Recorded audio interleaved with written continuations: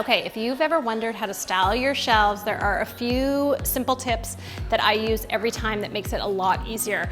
The first one is pick a color palette, and I say pick like 2, maximum 3 colors.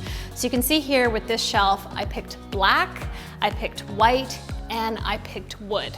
And wood's always nice because it really warms things up as well. Second thing you want to talk about is the material choice or the texture to it.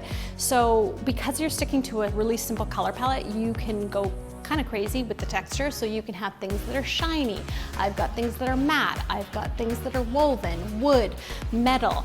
Again, you can mix those together. And then the third tip is groupings. You want to think in odd numbers. So groupings of 3 or 5 or 7. You can see here we've got 3 here, we've got 5 over there, and it just gives it a rhythm and a movement and a place for your eye to go. So I hope this helps in styling your shelves. If you liked it, give it a like, make sure to subscribe, and head on over to karladreherdesign.com to take my Finding Your Style quiz. Thanks guys, bye.